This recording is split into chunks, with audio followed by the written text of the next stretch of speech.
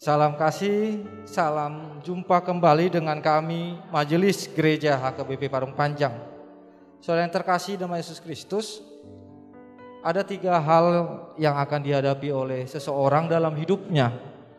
Yang pertama adalah ilmu, wawasan yang dia peroleh selama hidup ini. Yang kedua adalah yang namanya iman, mempercayai akan segala sesuatu berdasar keyakinannya dengan Tuhan. Yang ketiga adalah yang akan dihadapinya, yang diterima dalam hidupnya adalah penderitaan, tantangan dan cobaan, rintangan di tengah-tengah kehidupan ini. Yang menjadi persoalan adalah ketika penderitaan datang, apa yang dipakai oleh seseorang untuk menghadapinya. Karena jika dipakai ilmu, banyak orang-orang pintar yang tidak bisa menghadapi persoalan hidupnya menjadi putus asa dan bahkan bunuh diri. Oleh sebab itu, kita pasti semua menerima yang namanya ilmu, kepintaran. Tetapi untuk hal menghadapi yang namanya pencobaan, penderitaan, tantangan, perlu ada yang namanya iman kepada Tuhan, sehingga kita dikuatkan. Berdasarkan itulah kami membuat renungan yang akan menguatkan saudara untuk menghadapi setiap persoalan-persoalan. Dan biarlah melalui renungan ini saudara boleh menemukan jawaban-jawaban yang Tuhan berikan kepada saudara menghadapi setiap persoalan-persoalan kehidupan. Selamat menikmati renungan yang disampaikan oleh majelis gereja ini, dan biar renungan ini menjadi berkat bagi kita, bagi gereja kita juga. Amin.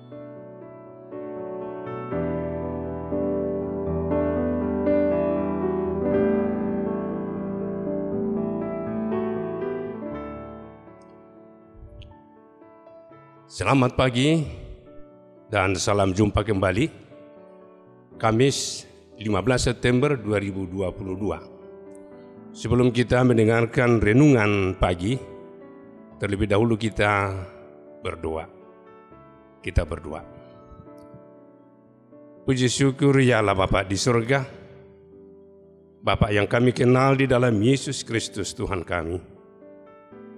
Terima kasih Tuhan atas perkenannya Tuhan memberikan napas kehidupan kepada kami hingga pada pagi hari ini. Dan sebelum kami melakukan aktivitas kami rindu akan firman Tuhan.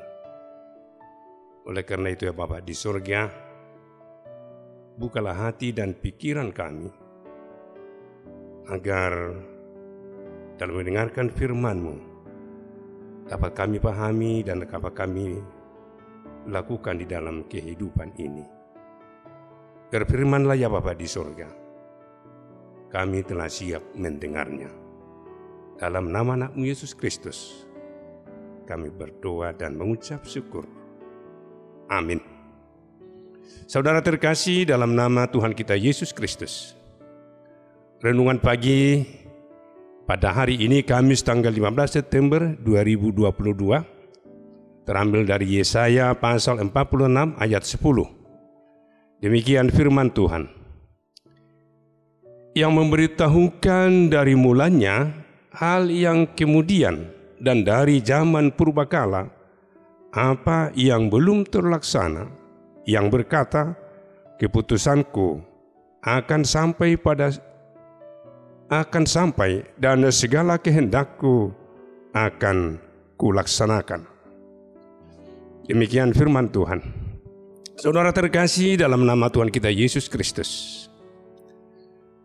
bangsa Israel adalah bangsa pilihan Tuhan. Dari perjalanan kehidupan bangsa Israel tentu menjadi pengalaman bagi umat Allah yang percaya kepada Tuhan kita Yesus Kristus. Dalam nats ini, jika kita baca dalam pasal 46 ini, bahwa bangsa Israel tidak setia kepada Allah yang membawa mereka keluar dari tanah pembudakan itu sampai ke tanah perjanjian. Di zaman Yesayas, bahwa bangsa Israel sudah beralih menyembah berhala, menyembah Baal. Mereka mengumpulkan perak atau emas dan dilebur kembali dan dibentuk menjadi patung.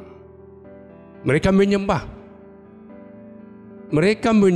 tangan, benda yang dibuat tangan, yang tidak bisa memberikan apa-apa.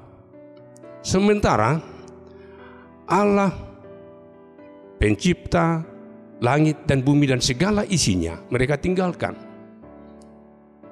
Disitulah Allah marah atau murka kepada bangsa Israel sehingga mereka terbuang ke Babel.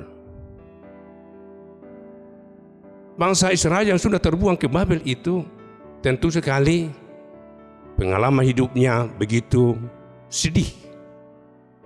Mereka tidak bebas. Apa yang mereka kerjakan atau apa yang mereka hasilkan tidak bisa dipakai sebagaimana mestinya atau sesuka hatinya, tidak bisa. Karena mereka tawanan.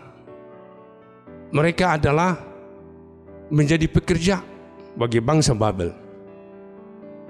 Begitu perih pengalaman bangsa Israel karena tidak setia sebagaimana janji mereka, janji nenek moyang mereka pada saat memasuki tanah perjanjian.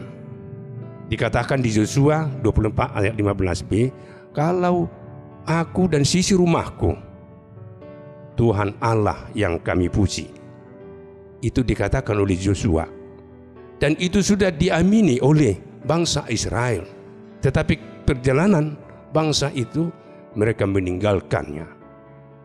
Allah itu pencemburu, tidak mau diduakan, harus setia dan harus murni untuk percaya dan mengimani Dia. Saudara terkasih dalam nama Tuhan kita Yesus Kristus, tentu sekali apa yang dialami oleh bangsa Israel itu menjadi pengalaman bagi kita atau pelajaran bagi bangsa yang sudah percaya kepada Yesus Kristus. Kadang kita terlena oleh rayuan-rayuan duniawi, sehingga apa yang terjadi pada masa Yesayas di masa bangsa Israel itu bisa terjadi pada kita. Karena di zaman sekarang ini ingin siap saji, sehingga apa yang kita pikirkan kadang bagaimana supaya itu cepat tercapai. Itu kadang dalam pemikiran kita tidak percaya atau lupa bahwa segala sesuatunya ada pada Tuhan. Sehingga kadang oleh ambisi kita melupakan Tuhan. Oleh karena itu nats ini mengingatkan kita bahwa Allah yang selalu setia akan memelihara kehidupan kita, Allah tidak mau diduakan. Hendaknya dalam iman kita murni, setia, hanya memuji dan memuliakan nama Tuhan. Sebagaimana dalam tema nats ini, saya ambil menjadi pujilah Allah yang berkuasa atas hidup. Pujilah Allah yang berkuasa atas hidup. Tidak ada Allah lain yang berkuasa atas hidup orang atau manusia. Hanya Allah di dalam Yesus Kristus.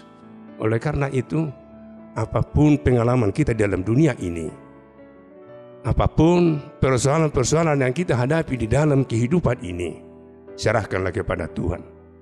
Hanya Dia yang dapat membantu kita untuk melepaskan beban yang ada dalam pikiran kita ataupun di dalam rumah tangga kita.